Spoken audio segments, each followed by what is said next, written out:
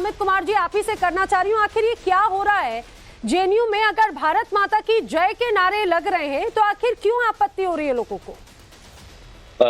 सभी वक्ताओं को नमस्कार। निवेदिता जी आपको भी नमस्कार। सबसे पहली बात ये जी।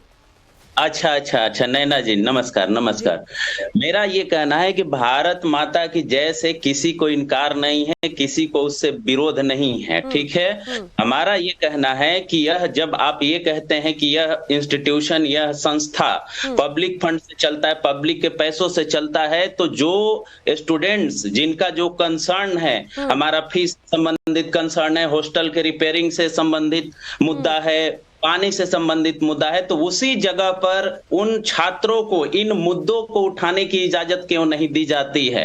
दूसरी बात जी, जितने ज्यादा जेएनयू से हंगामे की तस्वीरें आती होंगी उससे ज्यादा कहीं नहीं आती होंगी, और आप यहाँ पर ये कह रहे हैं कि आवाज उठाने की इजाजत नहीं है। हम देखते हैं कि किस तरह से आए दिन कभी किसी तरह की नारेबाजी होती है। अगर उसी आप जिस शैक्षणिक संस्थान की बात कह रहे हैं भारत माता की जय के नारे लग गए तो इतनी आपत्ति हो गई? नहीं, भारत माता के नारे लगने से कोई हमें आपत्ति नहीं है। हमें आपत्ति इस बात की है कि क्या इस तरह के धार्मिक प्रदर्शन आज से पहले कभी अलाउ हुआ है? क्या ये दूसरे के लिए भी अलाउ किया जाएगा?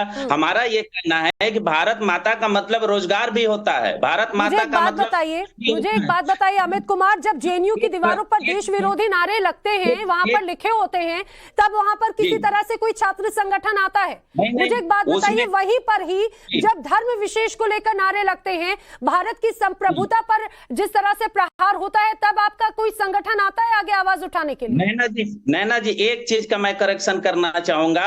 वाइस चांसलर मैडम ने, शांति श्री धुल्लुपट्टी पंडित मैडम ने कुछ दिन पहले ही एक न्यूज़पेपर के इंटरव्यू में कहा था कि कुछ एलिमेंट यहाँ उस तरह के हैं जो भारत माता के टुकड़े की बात करते हैं, आप सबको इसमें शामिल नहीं कर सकते। हमारा संगठन कभी संविधान के भारत के टुकड़े होने की बात नहीं करता है। ये अलग मसला है कि उस विवाद को आप कोर्ट में देखें, कोर्ट क्या निर्णय देता है, लेकिन भारत माता से हमें कोई बैर नहीं है।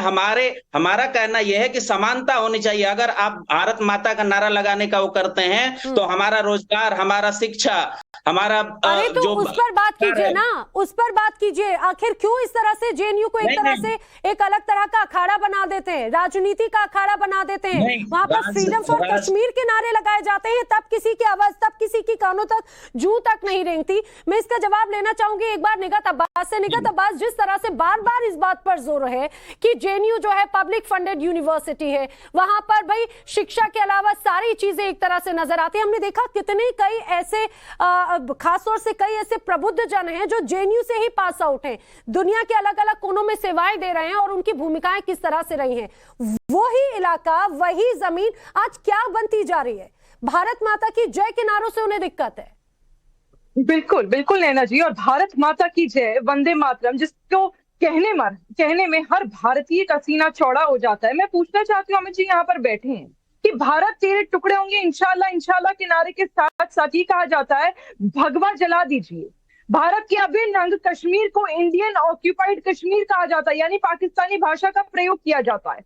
शर्जिल इमाम को, जीएन साई को आजाद करो, ये कहा जाता है। देश के प्रधान सेवक आदरणीय नरेंद्र भाई मोदी जी के लिए कहा जाता है कि मोदी तेरी कब्र खुदेगी। तब ये सब चुप्पी साध कर बैठे रहते हैं, इनमें से कोई विरोधाभास नहीं करता है। आज सवाल ये है कि क्यों लगातार जेएनयू की ऐसी यूनिवर्सिटी बनती जा रही है जिसपे दीवारों पे स्लोगन जो थे, आप देखिए दिसंबर पिछले साल की ही बात है, किस प्रकार एंटी ब्राह्मण, वैश्य स्लोगन्स बने थे इन कम्युनिटीज की, किस प्रकार टिप्पणी करी गई थी, और लिखा गया था साफ तौर पर जेएनयू के स्टूडेंट्स के द्वारा दीवारों पर कि जो भारत छोड़ने की बात करते हैं, हम तो कह रहे हैं कि ब्राह्मण भारत छोड़ दे, ब्राह्मण हम तुझसे बदला लेंगे, ब्राह्मण तेरा खून बहेगा। तब ये लोग नहीं कहते। एबीवीपी के छात्रों पे लगातार हमलेबाजी होती है। इतने ऐसे छात्र हैं जो घायल हो गए, पिछले साल की बात है, एम्स में एडमिट थे, लगातार आप सब भी उसकी कवरेज कर रहे थे।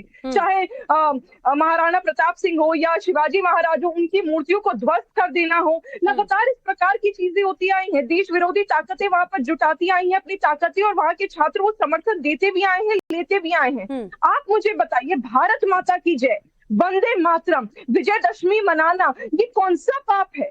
हमने देखा है, और हमने तो देखा है कि किस तरह से भाई वहां पर तो भारत का जो नक्शा है उसी के साथ में कैसे खिलवाड़ कर दिया जाता है।